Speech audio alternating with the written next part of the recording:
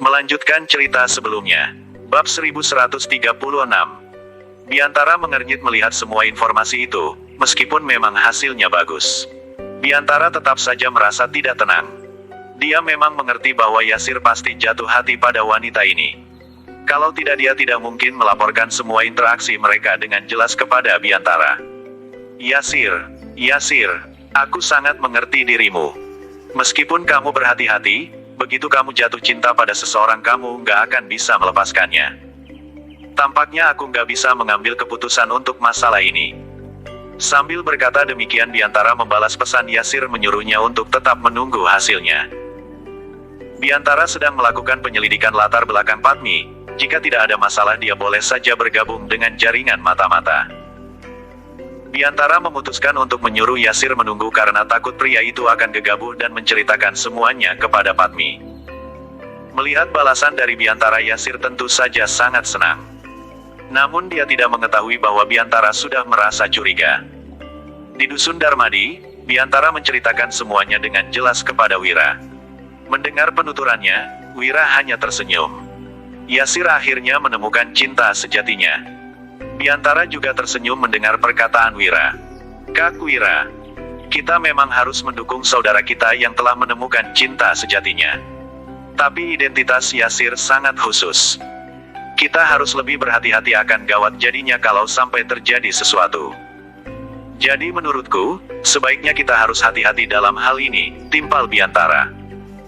Wira juga mengerti dengan maksud Biantara.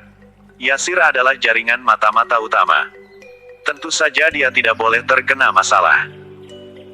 Tentu saja Wira juga tidak mempermasalahkan, jika jaringan informasi ini terputus. Dia hanya mengkhawatirkan keselamatan para anggotanya. Jika Padmi benar-benar bermasalah, mereka semua juga pasti akan berada dalam bahaya. Selain itu, melihat Yasir telah mabuk cinta, suatu saat nanti Yasir pasti akan lengah terhadap Padmi, dan juga pasti akan mengetahui sesuatu nantinya. Tidak masalah kalau Padmi memang bukan orang jahat, namun jika wanita itu adalah pihak musuh, situasinya akan jadi berbeda. Kelihatannya kita harus mengujinya, pungkas Wira. Begitu ucapan itu dilontarkan, Biantara juga jadi tertegun sejenak. Menguji? Bagaimana mau mengujinya? Setelah berpikir sejenak, Wira menjawab, wanita ini lumayan hebat juga. Jadi kalian harus menjamin keselamatan kalian sendiri atas mengujinya, tapi kalian punya senapan kalau terjadi masalah, pakai saja untuk melindungi diri. Mengenai masalah bagaimana mengujinya, sebenarnya gampang saja. Mutasikan Yasir keluar dari kerajaan Ahola. Tempatkan dia di Agrel saja. Kita punya banyak anggota di sana. Kita juga bisa memantau Padmi dan juga Yasir. Dengan begitu kita bisa melihat reaksinya. Kalau memang nggak masalah, mutasikan kembali Yasir ke kerajaan Ahola. Mendengar ucapan Wira, Biantara langsung mengangguk. Ide bagus. Kalau wanita ini memang mau membunuh jaringan mata-mata, dia pasti akan sangat panik. Tapi kalau memang bukan musuh, reaksinya juga nggak akan terlalu besar. Aku akan melaksanakan tugas ini secara langsung, pinta Biantara. Ya, berhati-hatilah. Sebaiknya temui mereka di tempat lain, jangan di ibu kota kerajaan Ahola. Mengerti? Ujar Wira. Biantara mengangguk, lalu tersenyum, mengerti. Tentu saja aku tahu, bahkan aku nggak akan membiarkan mereka melihat wajahku. Biantara memang lebih berpengalaman dan tahu harus berbuat apa. Bagaimanapun masih belum ada yang mengetahui identitasnya ini selain mereka. Orang luar sama sekali tidak mengetahui tentang jaringan mata-mata, apalagi tahu bahwa dialah yang mendirikan jaringan ini. Hehe. Baiklah kalau begitu, Wira tidak terlalu keberatan membiarkan Biantara yang menangani masalah ini. Setelah mengetahui pendapat Wira, Biantara langsung meninggalkan kerajaan Beluana dan bergegas menyusup ke kerajaan Ahola. Pada saat bersamaan, dia mengirimkan pesan kepada Yasir untuk menyuruhnya membawa Padmi sekalian. Bab 1137. Biantara mencari sebuah vihara yang sudah bobrok untuk bersembunyi. Setelah menerima pesan dari Biantara, Yasir sangat bersemangat. Padmi, ketua mau bertemu kita, ujar Yasir. Setelah mendengar perkataannya, Padmi tersentak sesaat, namun dia tetap berkata sambil tersenyum, baiklah. Yasir menutup pintu sambil tersenyum, ayo. Kita temui dia sekarang. Mendengar perkataan itu, Burma makin gugup. Sekarang di mana? Yasir menjawab dengan terus terang, di sebuah vihara bobrok di luar kota. Ayo pergi sebentar saja kok. Sambil berkata demikian, Yasir telah berjalan keluar terlebih dahulu. Meskipun punya firasat buruk, Burma memutuskan untuk mengikutinya. Jika terjadi sesuatu, Burma juga bisa melindungi dirinya sendiri. Tak lama kemudian, kedua orang ini tiba di vihara bobrok tersebut. Setelah melihat ke sekeliling sekilas, Yasir tertegun melihat tidak ada seorang pun di sana. "Bos, apa Anda ada di sini?" teriak Yasir. Biantara terus bersembunyi dalam kegelapan. Dia telah melihat kedatangan mereka dan juga melihat rupa Padmi. Namun Biantara tetap bersembunyi di belakang patung dan berkata, "Yasir, aku sudah sampai." "Apakah orang di sampingmu itu adalah Nona Padmi?" Melihat Biantara tidak menunjukkan diri, Yasir bisa menebak bahwa ketuanya ini pasti sedang berwaspada. Oleh karena itu, Yasir juga tidak mengatakan apapun. "Benar bos. Orang ini adalah Padmi." Sambil berkata demikian, Yasir menoleh ke arah Padmi. "Salam kepada bos," sapa Burma. "Hahaha.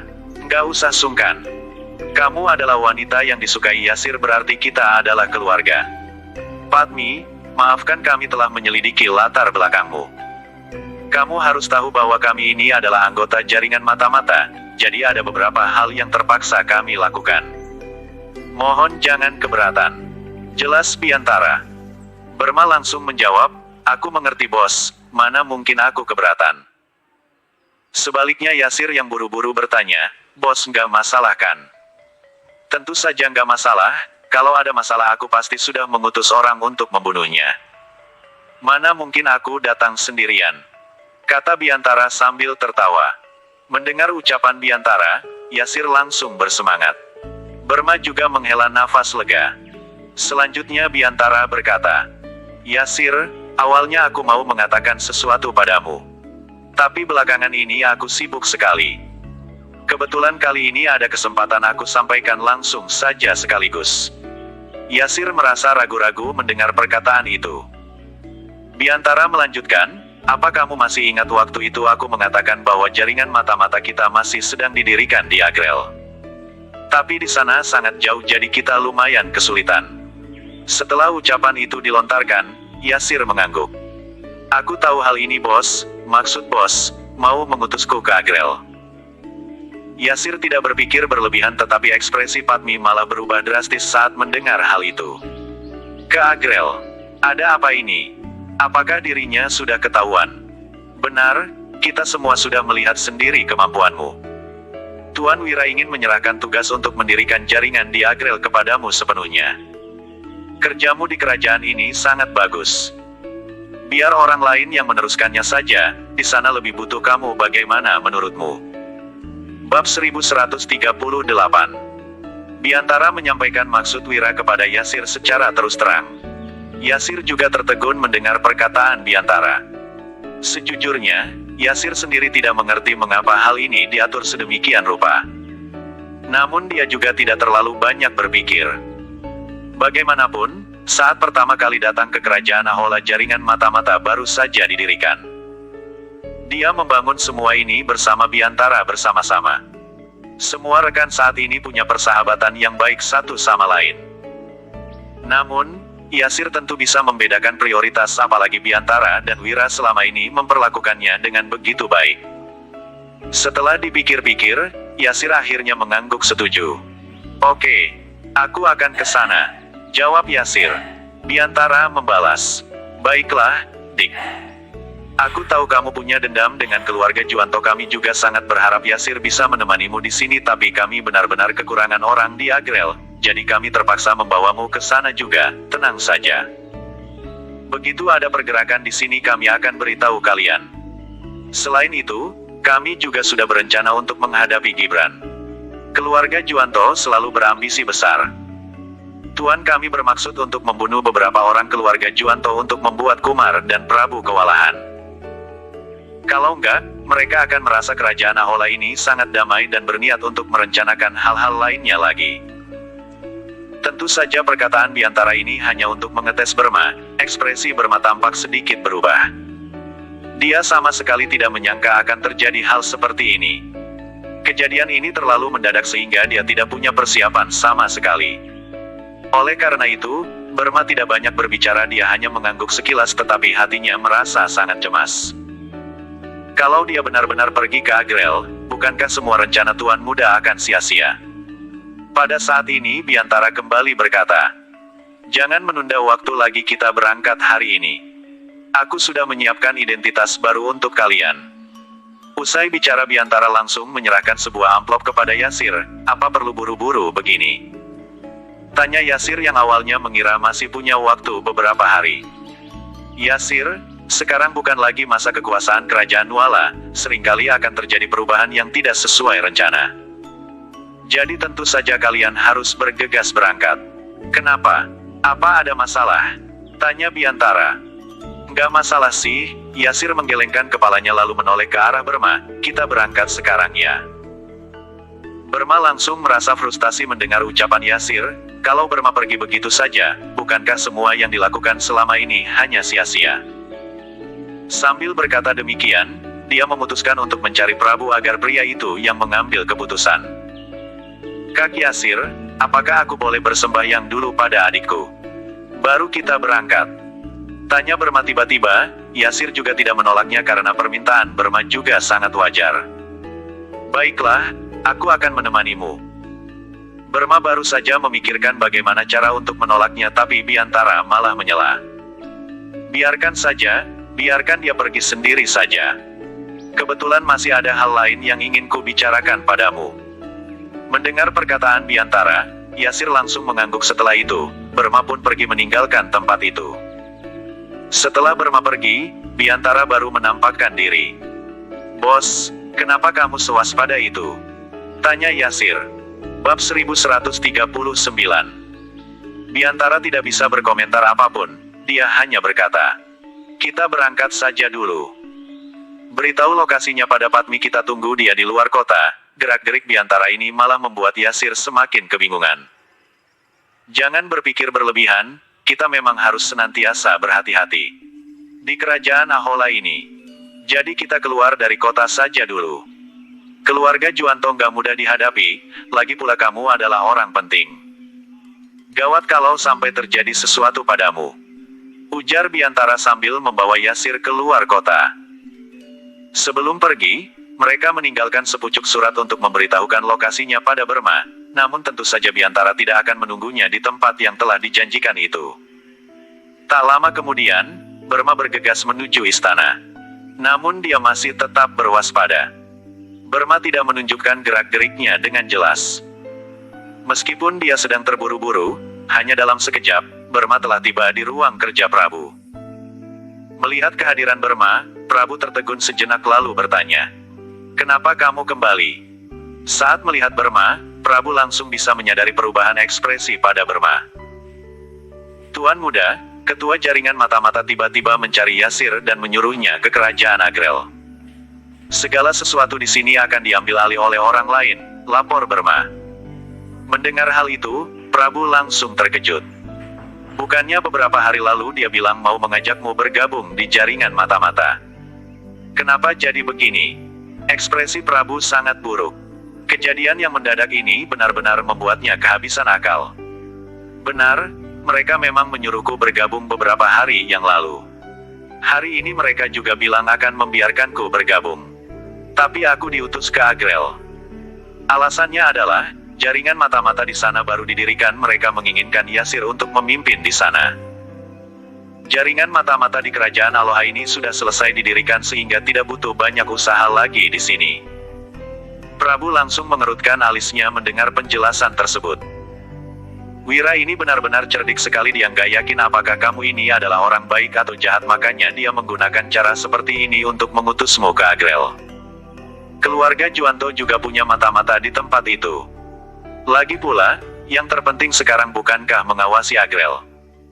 Kalaupun mereka mau menyerang, target mereka pasti adalah keluarga Barus, nggak ada hubungannya dengan kita," kata Prabu dengan ekspresi kecut. Dia sama sekali tidak menyangka akan terjadi seperti ini. "Tuan Muda, aku bilang pada mereka aku sedang mengunjungi makam adikku untuk berpamitan, aku nggak bisa berlama-lama lagi di sini. Apakah kita mau menangkap mereka lalu mengintegrasi mereka dengan paksa atau... Prabu menghela nafas berat mendengar perkataan Burma. Tentu saja dia mengerti dengan maksud ucapan Burma. Setelah berpikir keras sejenak, Prabu berkata, pergi saja.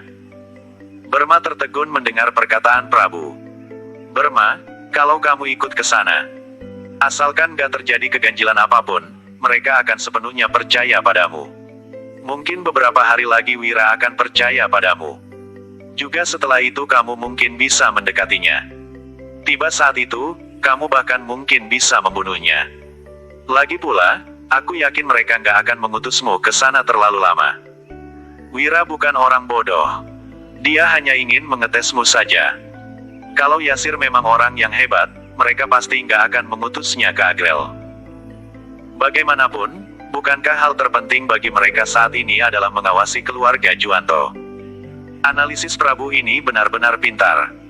Selain itu, dia juga sangat lugas dalam mengambil keputusan. Oleh karena itu Prabu memerintahkan Burma untuk mengikuti Yasir ke Agrel untuk memperoleh kepercayaan Wira. Jika Burma bisa mendapatkan kepercayaan Wira, berarti Prabu telah berhasil menempatkan sebuah senjata rahasia di sisi Wira. Perlu diketahui, penjagaan Wira sangat ketat. Mereka telah berulang kali berusaha untuk menyogok orang-orang di sisi Wira tetapi semuanya ditolak mentah-mentah. Orang-orang yang bisa disogoknya hanyalah orang-orang kecil yang tak berguna bagi Prabu. Wira adalah sebuah jurang yang sangat dalam. Dia sangat kesulitan mencari tahu tentang pria itu. Bab 1140. Prabu tahu bahwa ini mungkin akan menjadi kesempatan baginya. Namun, dia juga sangat tahu jelas bahwa keputusannya kali ini adalah sebuah taruhan. Yang harus dikorbankannya saat ini adalah seorang prajurit yang sangat hebat di sisinya. Jika Burma celaka, ini akan menjadi sebuah kerugian besar bagi Prabu. Burma sangat memahami keluarga Juwanto. Dia juga mengetahui banyak sekali rahasia keluarga Juwanto. Jika Wira sampai terlibat di dalamnya, ini pasti akan menjadi mimpi buruk bagi keluarga Juwanto. Oleh karena itu, Prabu menoleh ke arah Burma. Burma, aku sangat percaya padamu. Meskipun pergi ke Agrel bukankah keinginanmu sendiri? Aku juga sebenarnya tidak ingin membiarkanmu pergi. Tapi ini adalah satu-satunya cara bagi kita untuk mendekati Wira. Jadi aku harap kamu jangan menyia-nyiakan kepercayaanku, ya. Mendengar perkataan Prabu, Burma langsung mengangguk dan berlutut dengan hormat di lantai. Tuan muda, Anda tenang saja, aku tidak akan mengecewakan Anda, aku pasti akan mendapatkan kepercayaan mereka, balas Burma. Setelah itu Prabu hanya mengangguk seraya tersenyum, kalau begitu pergilah. Kemudian, Burma berjalan keluar dari ruangan tersebut dan keluar dari istana secara diam-diam. Dia langsung bergegas ke vihara bobrok sebelumnya. Hanya saja, tanpa sepengetahuannya, di sekeliling vihara ini telah ditempatkan mata-mata oleh Biantara. Tugas mereka adalah bersembunyi dengan baik lalu memantau apakah Burma datang sendirian atau membawa orang lain. Pada saat bersamaan, Biantara dan Yasir sedang duduk di dalam gazebo di sebuah pegunungan terpencil untuk menikmati teh. Biantara terlihat sangat tenang tetapi Yasir malah sangat gugup. Dia khawatir Burma tidak akan kembali. Sementara itu, Biantara juga mencemaskan seperti apa sebenarnya karakter Burma ini. Apakah dia akan pergi mencari orang untuk menghabisi mereka, atau dia memang memiliki dendam dengan keluarga Juwanto dan tulus mencintai Yasir? Semua ini masih tidak bisa dipastikan sekarang. Bahkan Biantara sendiri pun tidak yakin, karena itulah dia hanya bisa duduk di sini dan menunggu dengan gugup. Tiba-tiba Biantara menerima sepucuk surat merpati. Saat membaca surat itu, Biantara mengedipkan matanya dan tersenyum tipis. Yasir, aku ada urusan lain, aku pergi dulu ya. Selain itu, aku harus bilang padamu. Meskipun Padmi memang enggak masalah, kamu hanya bisa memberitahunya sedikit saja. Seandainya ada rahasia yang bocor, semakin banyak dia mengetahui sesuatu, maka akan semakin bahaya pula dirinya. Baiklah. Sebenarnya awalnya aku nggak mau membiarkannya bergabung di jaringan mata-mata bukan karena mencurigainya, tapi dia adalah seorang wanita. Meskipun kemampuan bela dirinya hebat, tetap saja dia adalah kekasihmu. Apa kamu mengerti maksudku?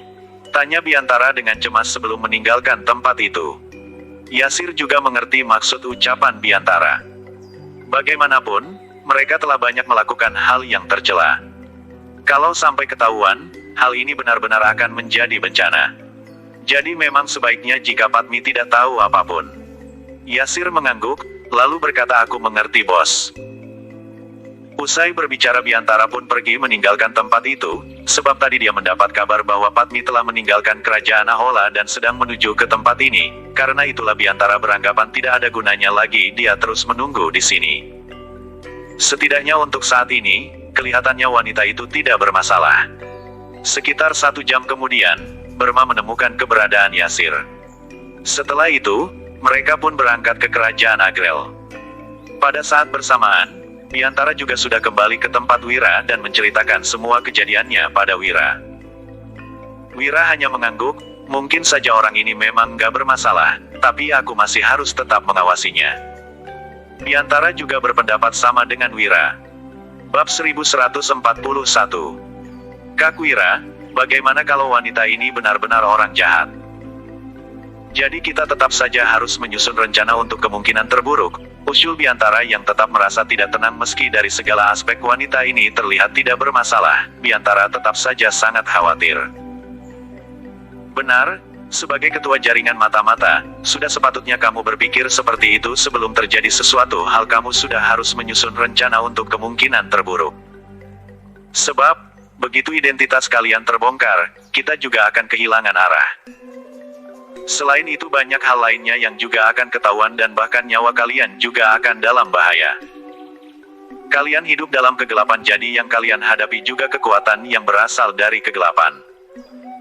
Semua yang dilakukan oleh jaringan mata-mata adalah hal-hal yang tidak boleh diketahui orang. Tentu saja ini lebih berbahaya dan sulit daripada berperang.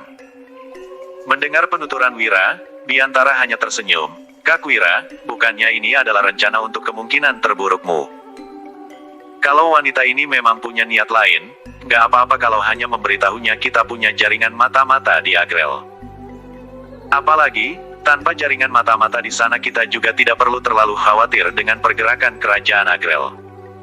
Selama masih ada keluarga Barus mereka tidak akan bisa berkutik. Hanya saja, kalau dia benar-benar tidak bermasalah, apakah kita mau terus percaya padanya? Inilah yang sedang dipikirkan Biantara saat ini. Bagaimana kalau wanita ini hanya demi ingin mendapatkan kepercayaan mereka? Kalau benar-benar demikian, berarti wanita ini sungguh-sungguh menakutkan. Bahkan setelah menerima begitu banyak penghinaan dan perlakuan buruk, dia tetap saja mau melakukan hal besar.